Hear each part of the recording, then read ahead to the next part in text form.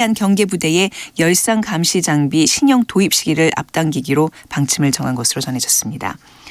군 관계자는 열상 감시 장비 신형인 TOD3형 100여 대를 당초 2021년부터 전력화하기로 했었지만 이번 사건으로 해안 경계망에 허점이 드러나면서 40대가량을 올해 안에 우선 배치하는 쪽으로 가닥을 잡았다고 밝혔습니다.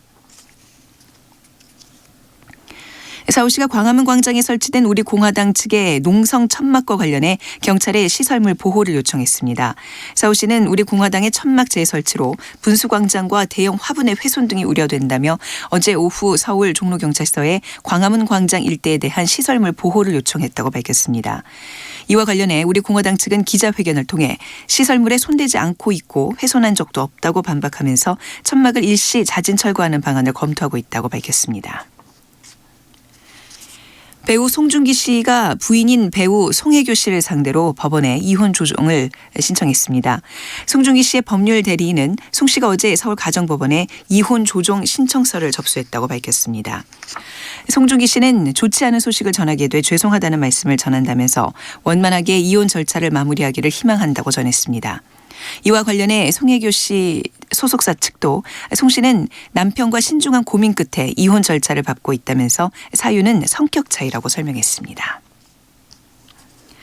오늘은 전국이 흐린 가운데 장맛비도 차차 그칠 전망입니다. 다만 경상도는 곳에 따라 비가 이어지겠고 충청북도와 전라도는 산발적으로 빗방울이 떨어지겠습니다.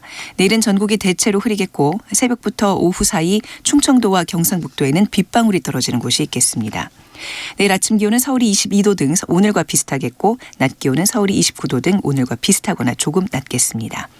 KBS 제1라디오 1시 뉴스를 마칩니다. 지금까지 아나운서 최원정이었습니다. 1시 5분입니다. KBS.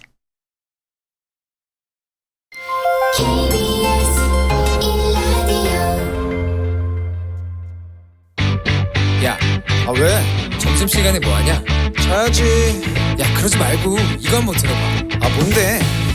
지금 당장 라디오를 켜봐. 나른한 오후 깨울 시사 토크쇼. 모두가 즐길 수 있고 함께하는 시간. 유쾌하고도 신나는 시사 토크쇼. 오태훈의 시사본부. 네, KBS 라디오 오태훈의 시사본부 2부 시작하겠습니다. 저희 시사본부는 청취자 여러분들의 참여 기다리고 있습니다. 샵 9730번으로 생방송 중에 의견 보내주시면 되고요. 짧은 문자 50원, 긴 문자 100원, 어플리케이션 콩은 무료입니다. 팟캐스트와 콩, KBS 홈페이지를 통해서 지난 시사본부를 다시 들으실 수도 있습니다.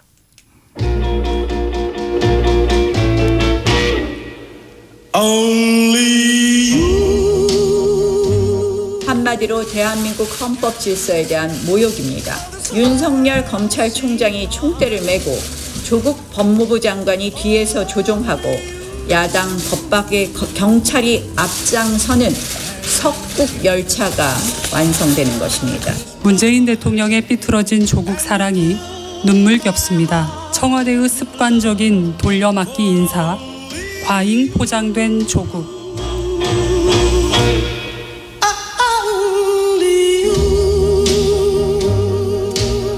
네, 촌철살인의 명쾌한 한마디부터 속 터지는 막말까지 한 주간의 말말말로 정치권 이슈를 정리하는 시간 각설하고, 댓글이 가장 많이 달리는 코너 각설하고 시간입니다. 더불어민주당의 최민희 전 의원, 자유한국당의 김영남 전 의원 두 분과 함께하겠습니다. 두 분 어서 오십시오. 네, 안녕하세요. 예. 조국 민정수석의 법무부 장관 입각설에 대한 온리 이유 배경으로 자유한국당의 나경원 원내대표의 발언, 또 바른미래당 김정화 대변인의 브리핑 들으셨습니다.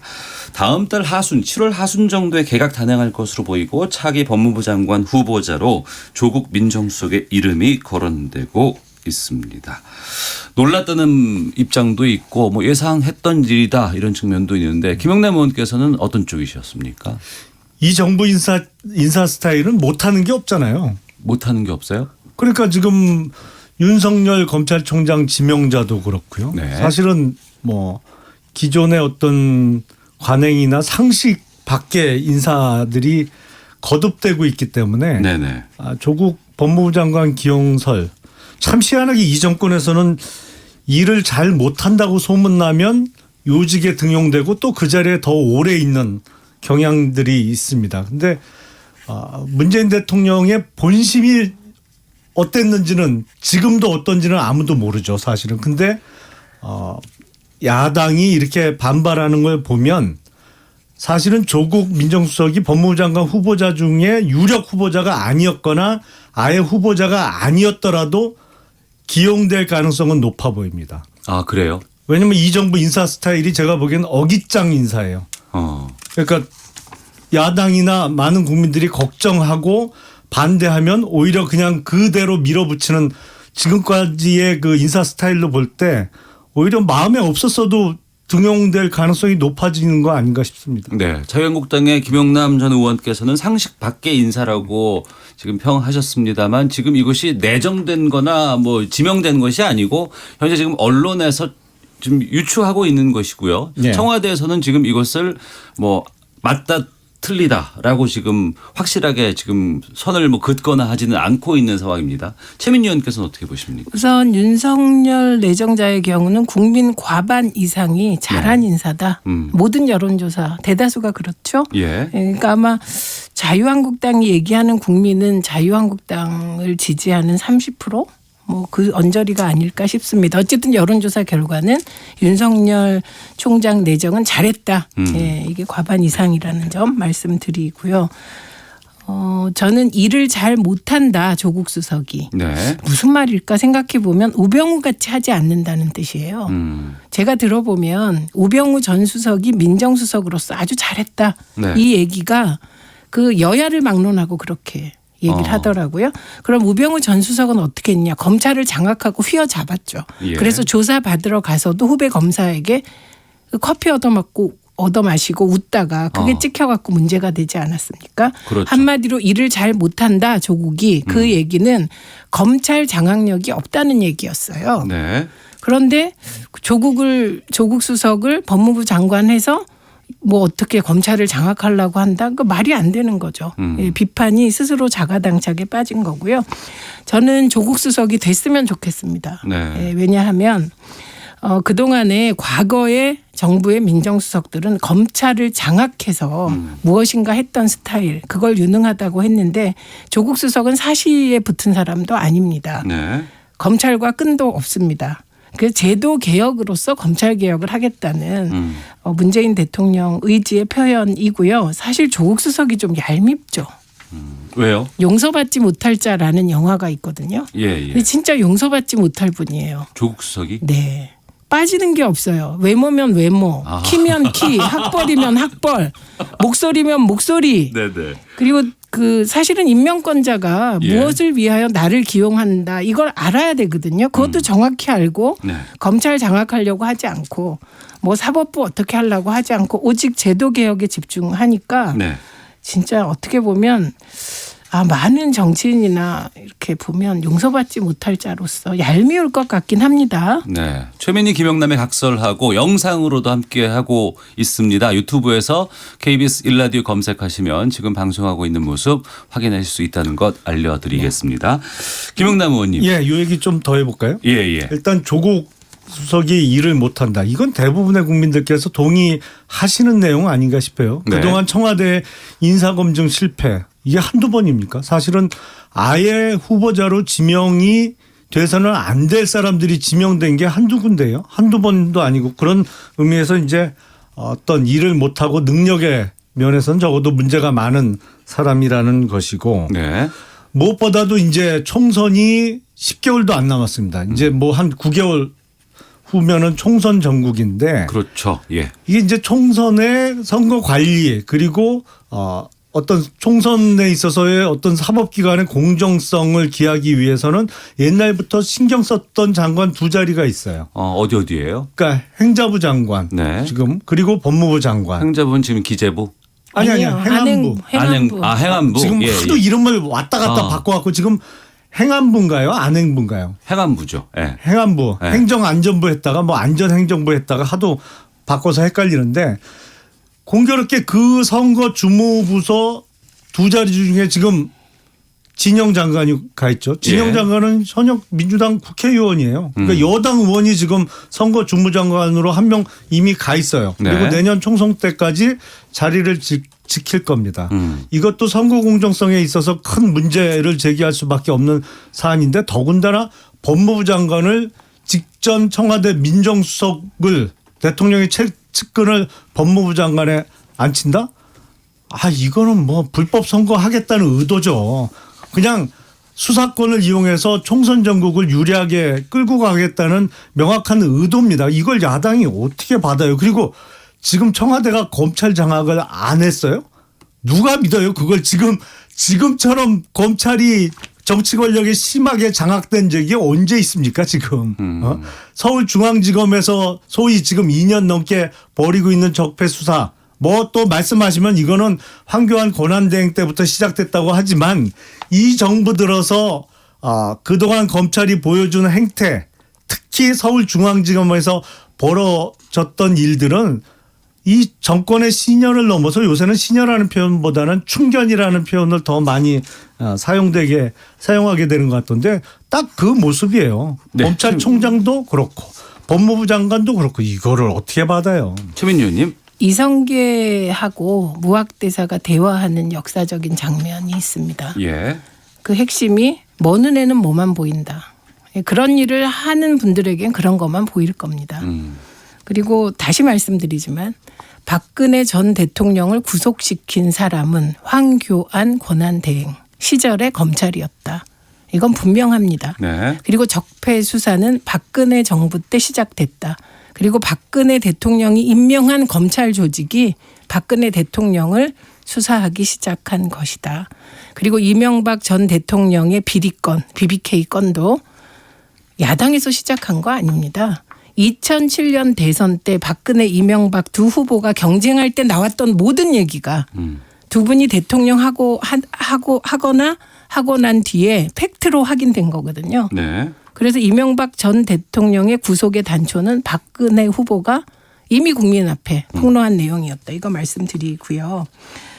그다음에 어쩌면 민주당의 일부도 조국 수석이 검찰 조직을 장악하길 바랄지도 모르겠습니다. 그런데 현실적으로 불가능합니다. 사법고시 안 본 사람, 검찰하지 않은 사람한테 장악돼 본 적이 있습니까? 검찰이? 검찰 네, 조직이. 검찰 조직이 예. 검찰에 몸담지 않았던 사람에게 장악되겠습니까? 있을 수 없는 일이에요. 저는 가장 강력한 문재인 대통령의 메시지는 검찰 조직을 장악할 생각이 없다는 겁니다. 네. 그리고 또 하나는 제도적으로 검찰 개혁은 조국을 통해서 진행하겠다 이 메시지라고 보고 저는 조국과 검찰 조직의 관계가 김용남 전 의원님과 검찰 조직의 관계보다 훨씬 서원하고 뜨악할 거라고 생각합니다. 네. 그다음에 진영 장관의 경우는 민주당 의원들 진영 장관 잘 몰라요. 자유한국당하고 훨씬 가까운 분이세요. 네, 그래서 이건 대표적인 탕평 인사라고 그때 했던 거 아닙니까? 네. 그리고 진영 장관이 민주당으로 오고 싶었겠습니까? 이건 박근혜 전 대통령 탄압으로 할 수 없이 오신 분이지만 평생을 보수에 몸담았던 분입니다. 그래서 이거 뭐 그거 걱정하는 것 또한 뭐 저는 너무 과하시다. 최민희 싶습니다. 의원께서 그러니까 검찰에 몸담은 적이 없었고 조국 수석이 그리고 이제 사시 출신도 아니기 때문에 현 검찰 조직에서 뭐 장악될 수 있는 인물은 아닐 것이다라고 얘기하셨는데 검찰 출신이시고 24기 출신인 김영남 의원께서는 어떻게 보시는지 궁금해요. 그거는 조직의 성리를 전혀 모르고 하시는 말씀이죠. 네. 뭐 회사가 됐던 공무원 조직이 됐던 조직의 생리는 간단합니다. 인사권을 쥐면 다 쥐는 거예요. 그리고 그 인사권 사실은 검찰 인사권은 법무부 장관이 행사합니다만 검찰총장과 협의하도록 되어 있죠. 근데 네. 이게 합의가 아니고 협의이기 때문에 장관과 총장의 역학관계에 따라서 장관이 일방적으로 할 수도 있고 검찰총장이 아주 이례적으로 세면 정말 의논을 하는 거예요. 그런데 네. 누가 봐도 조국 민정수석은 대통령 최측근이에요. 그리고 직전에 민정수석 하다가 총선 앞두고 법무부 장관에 만약에 온다면 그 장관 말을 안 들어요? 어느 공무원이 안 들어요. 택도 없는 소리죠. 그러니까 그건 인사권 쥐면 장악이 되는 거예요. 네. 그러니까 지금 서울 동부지검에서 김태우 전 수사관의 특히 그 환경부 블랙리스트 사건 수사 관련해서 그냥 혐의 없는 거로 접고 싶었는데 거기서 그래도 청와대 인사비서관이라도 부르니까 조국 민정수석이 한 얘기가 뭐예요? 검찰이 통제가 안 된다고 얘기했다는 거 아닙니까? 그건 뭐예요? 아니 이게 하라면 하지 말이야. 덮으라면 덮어야 되는데 이게 뭐 그래도 청와대 사람들을 부르고 뭐 이러니까 마음에 안 든 거예요. 결국엔 뭐 인사수석까지 올라가지도 못하고 수사가 어정쩡하게 마무리가 됐습니다만 네. 이 정권에서 검찰 장악할 의도가 없다. 아유 그 얘기를 누가 믿겠어요. 이쯤에서 청취자 의견 잠깐 소개를 해드리고 최민희 의원께 발언 기회 드리도록 하겠습니다. 0804님 그동안 정권에서 임명된 사람들 논란이 된 경우가 많지 않았나요? 인사검증에 문제가 있었다는 것은 널리 알려진 것 같습니다. 그렇다면 인사검증 책임지는 조국 수석에게 문제가 있었다는 건 아닐까요? 의견 주셨고 8162님 조국 수석의 법무부 장관 지지합니다. 검찰 개혁은 중요하고 필요한 과제입니다. 검찰 출신이 아닌 사람이 법무부 장관이 되는 것이 맞지 않을까요? 라는 의견도 주셨는데요. 조금 전에 김영남 의원께서 말씀해 주신 것에 대한 발언 포함해서 그 방금도 지금 0804님께서 지적해 주셨는데 민정수석이 장관 후보자가 되면 인사검증 주체이기 때문에 스스로 어떻게 검증을 해야 되는 건지 절차가 어떻게 되는지 궁금하기도 하네요. 네, 그건 말씀드리는데 그 전에 네. 김태우 건의 경우 자유한국당이 초기에는 청와대에 일하는 사람이 비리를 저질렀다. 이렇게 비리 혐의자로 공격을 했습니다. 그러다가 그 비리 혐의는 그대로 있는데 논점을 옮겨서 청와대 흔들기로 썼거든요. 그러니까 그건 좀 분명하게 공격 포인트를 잡으시는 게 더 좋겠다. 네. 이렇게 생각합니다. 그다음에 그 김태우 건과 관련하여 청와대 인사비서관이 그러니까 지금 말씀하신 대로 하면 그 청와대 인사비서관 건도 검찰이 청와대 민정수석 말을 안 듣고 마음대로 했다는 거 아닙니까? 민정수석일 때 검찰을 통제 못했다는 얘기 아닙니까? 그러니까 기본적으로 통제를 할 수가 없는 상황이 되어버렸습니다. 지금. 그리고 윤석열 총장 내정자를 여야가 다 반대하는 이유가 뭡니까? 소신대로 하는 사람이라서잖아요. 네. 네, 그래서 그건 너무 걱정 안 하셔도 될 것 같고 조국 수석이건 윤석열 총장 내정자건 어떤 사람이 사정기관에 와도 내가 떳떳하면 문제될 게 없을 것이다. 이것만은 확실하고요. 그다음에 지금 말씀하신 인사검증 과정은 이제 조국 수석이 검증을 받게 되잖아요. 네네. 그러면 본인은 빠져 있게 됩니다. 라인에서 보고 라인에서. 그래서 공직기강 비서관이 검증을 하게 되는 겁니다. 이거는 권재진 전 민정수석이 바로 법무부 장관 갔거든요. 네네. 그때도 똑같은 시스템이었을 겁니다. 그때가 이명박 정부 때 2011년이었나요? 네. 그 2011년 사실 똑같은 상황이 거꾸로 된 거예요. 그때 예, 그러니까 민주당이 얼마나 세게 반대했어요. 아니 그때 지금 많이 자유한국당은 바뀌었지만. 얼마나 옹호했습니까? 그리고 법무부 장관 됐거든요. 지금하고 바뀌었네요 완전히. 네, 바뀌었습니다. 그때 민주당이 공격한 포인트는 뭐냐면 회전문 인사. 네. 그다음에 권재진 법무부 장관이 검찰을 장악해서 그분은 검찰 출신이거든요. 사정 행위를 자행했다. 사정기관을 동원해서 사실 그때 이명박 정부는 권력기관을 동원해서 사정행위를 했고요. 그리고 뿐만 아니라 국정원 댓글 사건까지 저지른 정부였거든요. 그 점을 지적한 거지 형식을 지적한 게 아닙니다. 그 당시에 문재인 대통령께서도 당시에 민정수석이 법무부 장관 될 수 있다. 그러나 문제는 그 법무부 장관 후보자가 권력을 잘못 행사한 민정수석이었기 때문에 문제다라는 입장이었습니다. 알겠습니다. 아니 그러니까 지금 조국 민정수석이 딱 그 케이스 아니에요? 아니죠. 권력을 지금, 행사한 적이 아니, 없어요. 지금 집권에서 2년이 넘도록 이렇게 내내 무슨 사정 활동을 내내 펼치는 정권이 누가 역대 언제 있었어요. 늘 이렇게 그랬는데요. 심하게 상대편 다 잡아가고 그리고 지금 권성동 한국당 의원도 얼마 전에 며칠 전에 무죄가 났습니다만 네. 아니 재판 받으면서 만신창이가 됐잖아요. 그리고 친여당 성향의 언론 매체에서 얼마나 공격을 했습니까? 사람 완전히 살아도 산 게 아닌 것처럼 만들어놨지만 그래놓고 떳떳하면 무죄 받을 거 아니냐? 무죄 나올 수도 있고 안 나올 수도 있어요. 근데 문제는 그 과정에서 사람이 거의 살아도 산 사람이 아닌 게 된 게 문제죠. 아니 그 재판 결과에 대해서 지금 얼마나 국민들이 허탈해하고 권력 있는 사람은 무죄고 권력 없는 사람은 이거 유죄다. 봐요. 그래서 무죄 나도 비판하고 절대 인정 안 해요. 강원랜드 쪽으로 있는지 가게 되면 아십니까? 저희가 지금 이게 말이 밖으로 빠질 수밖에 없는 상황이기 아니, 때문에 그러니까 밖으로 빼니까 불리해지시는 제가 거죠. 이렇게 집중해서 다시 모으도록 하겠습니다. 부탁드리겠습니다. 자, 뭐 입각설이 현실화될지는 아직 뭐 결정 나는 건 아니기 때문에 좀 더 좀 지켜봐야 될 것 같고 청와대 개각 전반에 대해서 좀 여쭙겠습니다. 이낙연 국무총리 거취에도 지금 많은 관심이 쏠리고 있거든요. 내년 총선에서 역할론이 지금 계속 나오고 있다고 하면서 교체될지 뭐 유임될지에 대한 여러 가지 추측들 나오고 있습니다. 여기에 대해서는 최민희 의원께서는 어떻게 보세요? 저는 연말 정도까지는 계셔야 되지 않을까 싶습니다. 두 가지 네. 이유인데 하나는 정기국회가 이제 열리게 되잖아요. 네, 네. 자유한국당이 정기국회까지 보이콧하면 그건 뭐 저는 국민들이 국회 해산 운동을 하실 것 같고요. 네. 그렇게 하면 안 되겠죠.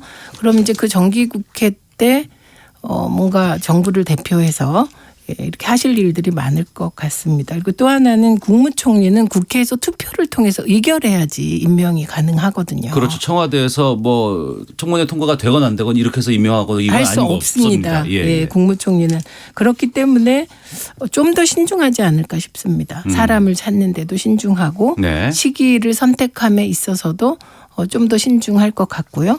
그리고 이낙연 총리님 입장에서 보면 그 총선에서 큰 역할을 하는 것이 본인의 미래를 위해서 좋을 것 같습니다. 그러나 이낙연 총리의 무게를 볼 때 주인공으로 뛰는 것보다는 12월에 뭐 주인공으로 뛰셔도 될 것 같고 네. 뭐 서포트를 적극적으로 하셔도 될 것 같은데 12월에 나오셔도 어떤 역할이든 할 수 있는 준비가 되신 분 같습니다. 네. 김영남 의원께서는요. 이낙연 총리의 교체설의 가장 큰 배경은 사실은 지금 어려운 경제 상황이죠. 경제가 계속 꺾여지고 있는데 문재인 대통령께서는 뭐 갑자기 경제 상식이 늘어난다든지 경제에 대한 해박한 지식이 생기실 것 같지는 않고 총리라도 그러면 경제에 좀 밝은 인사로 새로 교체를 해서 경제팀도 바꾸면서 좀 분위기 쇄신도 하고 경제정책적으로도 좀 수정을 해야 되는 시기 아니냐. 지금 상황이 워낙 어려워지다 보니까 그런 면에서 교체설이 강하게 부각이 되는 것 같고 지금 거론되는 후보들도 소위 경제통 인사들이 거론이 되고 있는 것 같습니다. 뭐 결단이야 대통령께서 하시겠습니다만 문제는 경제를 잘 아는 총리가 가도 네. 정책 수정이 이루어지지 않으면 도로감이 타버리거든요. 그러니까 이게 임금을 왕창 올리면 일자리가 늘어난다는 말도 안 되는 상식 밖의 주장을 이 정권에서 계속 하는 그러니까 정책 수정을 말씀하시는 건 소득주도 성장에 대한 그렇죠. 정책 수정 말씀하시는 그러니까 거죠. 예. 잘못된 정책을 바꾸지 않는 한 뭐 경제 상황이 좋아질 리는 만무한데 그래도 그 바꾸자는 목소리가 집권당 내부 내지는 내각 내부에서 좀 나오려면 자신 있게 경제 문제를 끌고 나갈 수 있는 인물이 총리에 임명돼야 되지 않느냐라는 게 교체설의 가장 큰 배경 같습니다. 알겠습니다. 각설하고 더불어민주당 최민희 전 의원, 자유한국당 김영남 전 의원 두 분과 함께하고 있는데요. 잠시 헤드라인 뉴스 듣고 계속해서 각설하고 코너 이어가도록 하겠습니다. 문재인 대통령이 내일부터 오사카에서 열리는 G20 정상회의 참석을 위해 오늘 출국합니다. 문 대통령은 오늘 시진핑 중국 국가주석을 만나고 내일은 푸틴 러시아 대통령과 정상회담이 예정돼 있습니다. 청와대는 북한의 영변 핵시설 폐기는 완전한 비핵화로 가기 위한 되돌릴 수 없는 단계로 접어드는 입구라고 밝혔습니다. 이낙연 국무총리는 국정 현안점검 조정회의에서 우리 경제가 더 위축되고 어려운 국민의 고통이 더 커지기를 바라는 세력은 없으리라고 믿는다며 국회가 하루빨리 추경을 심의하고 처리해 줄 것을 촉구했습니다. 전자발찌를 착용한 채 또다시 성범죄를 저지르는 사례가 늘어나자 정부가 모든 전자발찌 착용자들의 야간 외출을 원칙적으로 제한하는 법 개정을 추진하기로 했습니다. 연예인 휴대전화 단체 대화방 멤버들과 함께 여성에 대한 집단 성폭행에 가담한 의혹을 받고 있는 가수 정준영 씨와 최종훈 씨가 법정에서 관련 혐의를 부인했습니다. 지금까지 헤드라인 뉴스 정원나였습니다. 이어서 기상청의 강혜종 씨 연결합니다. 네, 먼저 미세먼지 정보입니다. 오늘 대기 확산이 원활해서 대기의 질이 아주 양호하겠습니다. 다만 오존 농도만 경기 남부와 충남 지역 나쁨 단계고 그 밖의 지역은 보통 단계를 보이겠습니다. 이제 비가 소강 상태입니다. 제주 산지와 남해안에 집중됐었는데 이 장맛비가 오전에 대부분 그쳤습니다. 현재는 울릉도에만 내리고 있는데 울릉도의 예상 강우량이 현재 136mm를 가리키고 있습니다. 오늘 앞으로 경상도에만 5에서 20mm 정도의 비가 더 올 뿐 전국적으로 가끔 구름만 많이 끼겠습니다. 내일은 흐린 가운데 새벽부터 오후 사이에 충청과 경북 지방으로 내일도 빗방울 정도만 떨어지겠습니다. 오늘 낮 기온 서울 31도로 약간 무더워지겠는데 평년 수준이고요. 대전, 광주 29도, 대구 30도 정도가 되겠습니다. 내일은 서울의 아침 기온 22도, 낮 기온은 29도 정도로 보고 있습니다. 모레 오후부터 또다시 전선이 북상합니다. 이때 제주와 남해안, 호남 서해안에 강풍이 불겠고요. 남부 지역에 많은 비가 올 전망입니다. 지난 2017년 트럼프 방한 때는 안개와 황사로 인해서 DMZ로 가지 못하고 중간에서 회항했는데요. 이때 모레와 글피 사이 중부지방마저도 전국적으로 비가 내릴 전망입니다. 지금 서울의 기온은 29.6도입니다. 지금까지 날씨였고요. 다음은 이 시각 교통 상황 알아보겠습니다. KBS 교통정보센터의 이승미 씨입니다. 네, 이 시각 교통 상황입니다. 잠시 후 2시부터인데요. 여의도 국민은행 앞에서 집회를 합니다. 현재 의사당대로가 여의도공원 3거리에서 국회 앞 3거리 방향으로 3개 차로가 부분 통제되고 있습니다. 자유로 서울 방향으로 장항라들목에서 김포대교 쪽으로 사고 여파로 이 구간 지났는데 10분이 조금 넘게 걸리고 있고요. 경부고속도로 부산 쪽으로 서초나들목 부근 3차로에 고장난 차가 있습니다. 한남대교 남단에서 서초 쪽으로 가는데 25분 정도 걸리고 있고요. 기흥 동탄 부근은 작업 여파로 정체입니다.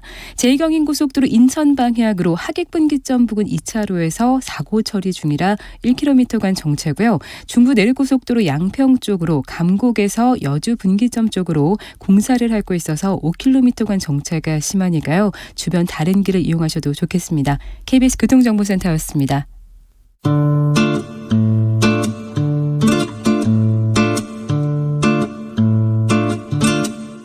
오태훈의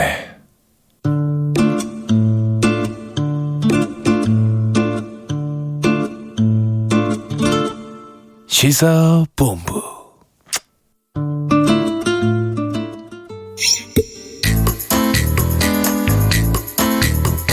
자유한국당은 공존의 길을 외면하고 끝내 오만과 독선의 길, 패망의 길을 선택했습니다. 국회 정상화를 바라는 대다수 국민의 여망을 정면으로 배반했습니다. 하나도 얻어내지 못한 합의문이라면서 정상적인 국회와 정치를 바라는 국민의 여망을 한순간에 짓밟아 버렸습니다. 교회에 들어와 일할 생각을 하지 않고 정상화에도 전혀 협조하지 않고 있는 한국당은 정부 여당을 비판할 자격이 없습니다. 네, 여야 원내대표 합의문이 나온 지 2시간 만에 자유한국당 의원총회에서 이 합의문이 무효 처리돼버리고 말았습니다. 여기에 대한 더불어민주당 이인영, 바른미래당 오신환 원내대표, 또 민주평화당 유성엽 원내대표의 반응 듣고 각설하고 계속 이어가도록 하겠습니다. 김영남 의원님, 네. 당시 의원총회에서 왜 이거 무산됐다고 지금 들으셨어요? 그러니까 지금 국회 파행이 계속되고 있는 가장 큰 원인은 지난번에 패스트트랙에 상정된 3법이죠. 네. 그중에서도 이제 선거법이 가장 문제가 많습니다만 이 부분에 대해서 그 명쾌한 어떤 해결이 난 게 없지 않습니까? 그러니까 패스트트랙을 철회하겠다는 약속도 없었고 그냥 원칙적으로 국회 정상화에 대한 합의만 그것도 조건부로 합의를 한 거죠. 지난 19대 때 제가 원내대변인 할 때 원내대표 간의 협상장에 들어가 보면 네. 그런 경우가 많이 있어요. 사실은 원내대표들 간에 잠정적으로 합의는 하는데 이거 우리 당의 의총에서 취임 받아야 되는 거다. 취임 못 받으면 못 지키는 약속이다. 이런 거 다 약속하고 일단 잠정적 합의를 하거든요. 근데 예. 그때는 민주당이 야당이었을 때인데 이종걸 원내대표가 합의한 거를 의총에서 추인 못 받는 경우가 꽤 많았어요.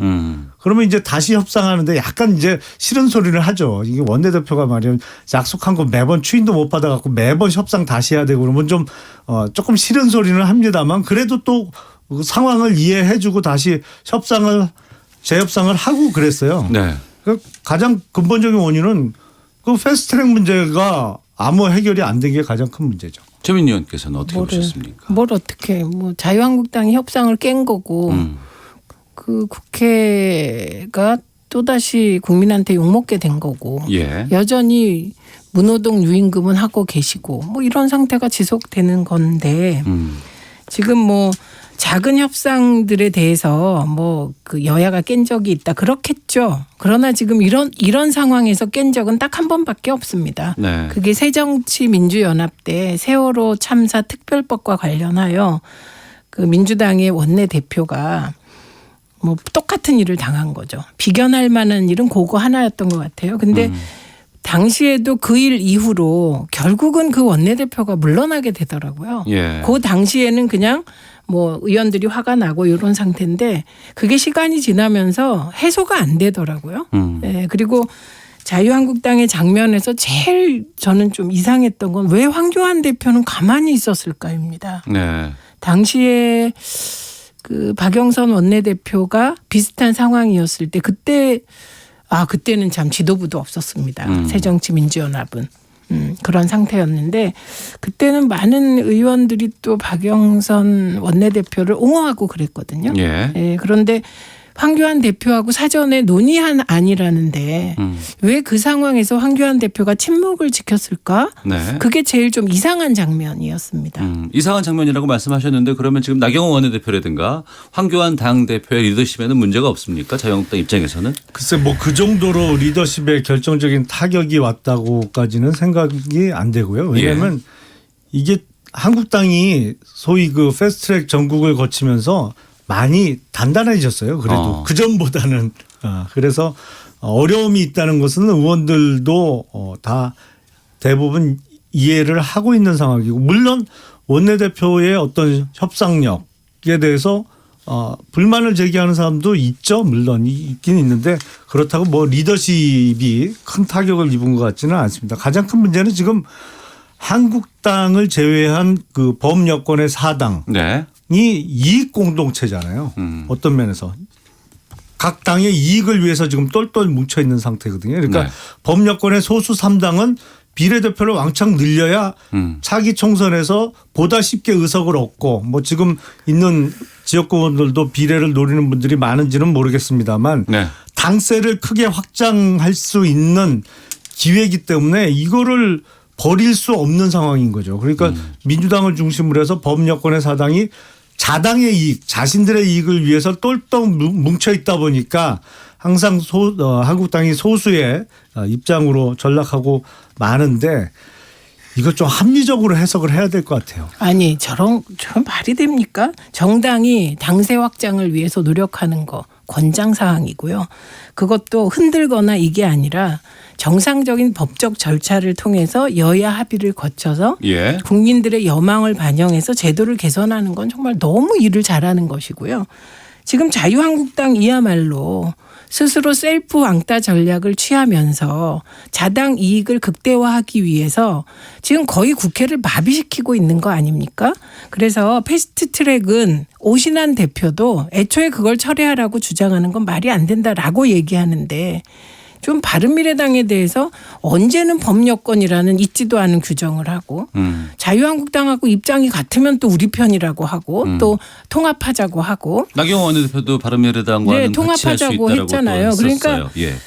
이게 그렇게 하시면 별로 설득력이 없을 것 같습니다. 그래서 지금은 저는 그 장제원 의원 주장대로 예. 그리고 지금 외통위는 열고 있지 않습니까? 그리고 외통위원장의 경우는 자유한국당 외통위원장인데 그 자유한국당이 들어와 줬으면 좋겠다. 외통위원장이 윤상현 의원이죠. 네, 예. 네. 그런 태도를 취하고 있는데 이미 국회에 들어온 거죠. 자유한국당이. 그리고 일부가 버티고 있는 거고 황교안 대표가 원외다 보니 어정쩡하면서 국회 열리는 거 별로 안 좋아하시는 게 아닌가라는 의심까지 생기고 예, 뿐만 아니라 그러고 장외에서 계속 활동을 하세요. 그래서 네. 어제 여성 당원들과 함께 또 하다가 문익 논란을 일으키지 않았습니까? 그러니까 이게 뭔가 황교안 대표와 나경원 대표가 뭔가를 놓고 경쟁하나? 이런 생각을 안 할 수가 없는 그런 상황 같습니다. 조금 더 사익보다는 공익을 위해서 움직이시면 자, 짧게만 어떨까 말씀드리면 싶습니다. 자, 김영남 의원님. 의석을 늘리고 당세를 확장하는 것도 물론 좋습니다만 정상적인 방법으로 해야죠. 정당 득표를 몇 % 하면 어느 장이 비례대표를 몇 석 가는지 아니 그걸 정작 주도한 심상정 의원도 기자들한테 설명하다가 포기했잖아요. 그리고 막판 대답이 뭐예요? 그거 국민들이 다 알아서 뭐 하냐. 알아서 계산하면 되지 전문가들이. 이게 지금 수식이 16개가 동원돼서 6번 계산을 돌려봐야 정확한 의석수를 계산해낼 수 있다는 아무도 이해할 수 그러니까 지금 얘기하시는 건 이해할 수도 연동형 없는- 비례대표제와 그러니까 소위 삭폐율 관련된 것들. 반 연동형 비례대표제 이런 듣도 보지도 못한 제도를 도입해 갖고 그냥 비례대표 왕창 늘려서 그거 의석수 나눠 먹는 합의를 해놓고 이건 딱 보면 단어가 야합인데 여권에서 했기 때문에 야합이 아니고 여합입니다. 여합. 자, 청취자 의견 잠깐 소개해드리고 또 시간 드리도록 하겠습니다. 6878님, 자유한국당은 국회에 언제 출석하시나요? 학교 같으면 결석이 너무 많아서 정학, 퇴학 처분받아야 하는 상황 아닙니까? 라고 문자 주셨고요. 6878님, 또 이분인가요? 아니면 확인해 볼게요. 같은 분일 수도 있고요. 요즘은 정말 김건모의 핑계 노래가 생각납니다. 입장 바꿔 생각을 해봐. 서로 손잡고 이 노래 부르고 출석해서 밀린 숙제 좀 해주세요라는 의견 주셨고. 같은 문자를 두 번 썼겠네요. 6701번님께서는 두 분은 입장하실 때는 반갑게 인사를 나누다가도 논쟁할 때는 다투는 수준까지 가는데 퇴장할 때는 어떤 모습으로 나가시는지요라고 했는데 제가 최 의원님한테 공손하게 배꼽 인사하고 나갑니다. 유튜브에서 KBS 1라디오 검색하시면 두 분께서 퇴장하시는 모습 어떻게 퇴장하시는지 영상으로 확인하실 수 있습니다. 최민희 의원께서 시간 드릴게요. 하실 말씀. 뭐 괜찮습니다. 그러면 근데 이걸 좀 정상적인 방법이죠. 패스트트랙하고 선진화법은 자유한국당이 만든 법인데. 그러니까 내일 네. 이 부분 한번 확인하고 지금 다른 주제 가고 마무리하도록 하겠습니다. 내일 본회의가 예정돼 있습니다. 저희가 이제 일부에서도 심상정 정개특위위원장과 얘기했을 때 연장 여부를 본회의에서 좀 처리해 주면 좋겠다라고 지금 요구를 하신 상황이고 이인영 원내대표가 국회 정상화 합의문에 의거해서 내일 본회의에서 상임위원장과 예결위 예산결산특별위원장 선출을 추진하겠다라고 밝혔습니다. 지금 예결위는 구성도 지금 안 돼 있는 상황이거든요. 이게 가능한지요? 본회의에서?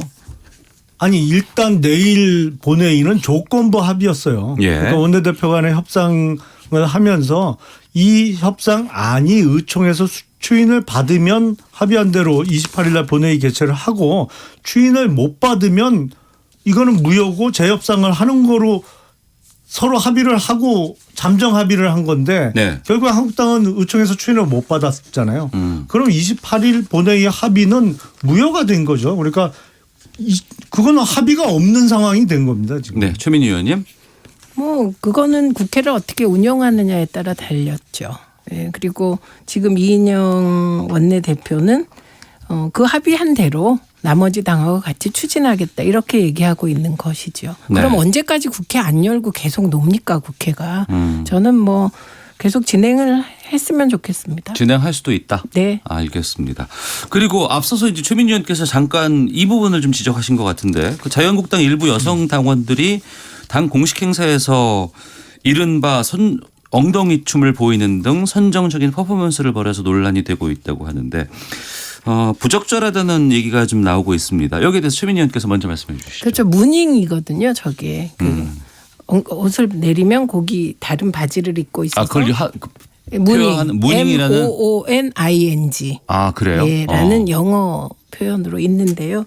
저거를 이제 여성들이 주로 그 차별에 항의하기 위해서 쓸 때가 있습니다. 예, 그런데 그 자리는 그런 자리가 아니잖아요. 그러니까 무닝은 누군가 그 청중들에게 도발하고 항의하고 자기 주장을 하기 위해서 쓰는 방식인데 저거를 했다는 거는 진짜 성감수성이 없는 거죠. 그리고 무엇보다 중요했던 건 황교안 대표가 그걸 보고 아무 문제의식이 없었다는 거예요. 그리고 다음엔 더 좀 열심히 해서 잘하자 이렇게 얘기했다는 건데 성인지 감수성이 너무 낮은 거 아닌가. 그래서 빨리 이건 사과하고 넘어가야지 이거 갖고 또 변명하다 실수하고 이러면 안 좋을 것 같습니다. 김영남 의원님 빨리 그냥 사과하고 끝내는 게 맞겠다고 근데 얘기하시는데. 이 성인지 감수성은 참 여권에서 유리하게 써먹어요. 그러니까 미투 운동이 확 일어났을 때도 그렇고 네. 얼마 전에 문희상 국회의장의 이미자 의원에 대한 성희롱 문제 때도